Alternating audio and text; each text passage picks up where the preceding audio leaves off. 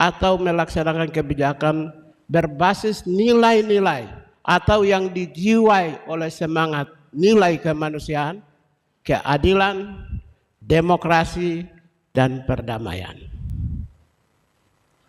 Oleh karena itu, karena mau ingin bangun Indonesia berbasis hak asasi manusia, kebijakan berbasis hak asasi manusia, pembangunan berbasis hak asasi manusia, maka dibikinlah ruang yang namanya Kementerian Hak Asasi Manusia.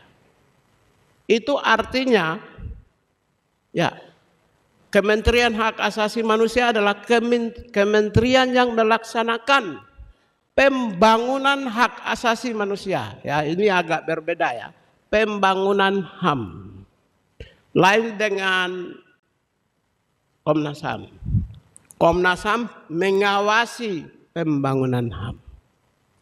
Berarti pengawas di sini yang bangun diawasi. Nah, potret pembangunan itu banyak, fisik dan non fisik. Karena itu arah kebijakan termasuk sistem budgeting juga harus diarahkan kepada pembangunan HAM. Jadi pekerjaan tim ini harus memahami dalam konteks pembangunan hak asasi manusia. Tidak bisa dipotret Kementerian HAM itu sebagai pengawas.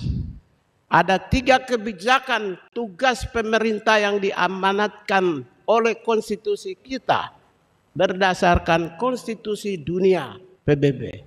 Yang pertama adalah penghormatan terhadap HAM, yaitu membuat regulasi dan lain. Yang kedua adalah melindungi warga negara.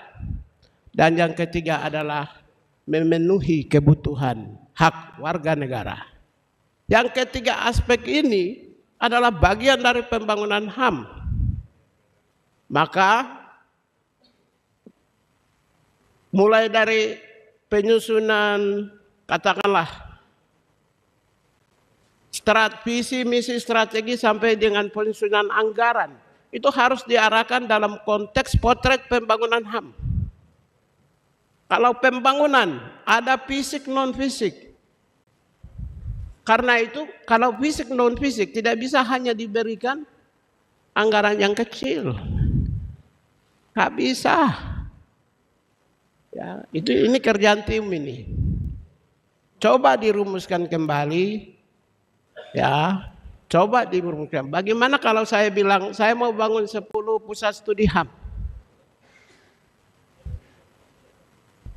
Saya mau bangun 3 jurusan hak asasi manusia. Saya mau kencangkan kesadaran HAM di seluruh Indonesia, setiap desa. 80.000 desa. Tapi kalau saya nggak bisa, saya tidak dikasih fasilitas yang cukup. Kenapa Kementerian HAM itu dihadirkan? Berarti presiden punya perhatian khusus. Maka kita harus memahami. Kita harus mempersiapkan.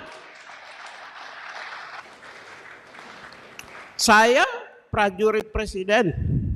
Tanpa Kementerian HAM pun saya bisa dapat menteri lain kok. Saya 20 tahun ikut dengan presiden dalam perjuangan politik. 30 tahun saya mengenal presiden. Bagi saya tidak ada hubungan. Kenapa presiden mau bikin Kementerian HAM? Berarti ada sesuatu besar yang mau dibikin. Maka tim transisi rombak itu anggaran. Ya, rombak itu. Dari 20 triliun cuma 64 miliar. Nggak bisa.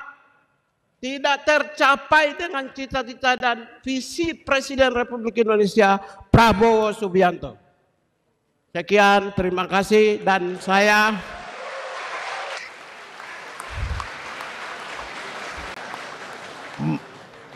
ini tidak mengenal siapa tim transisi ya. Saya nggak mau tahu.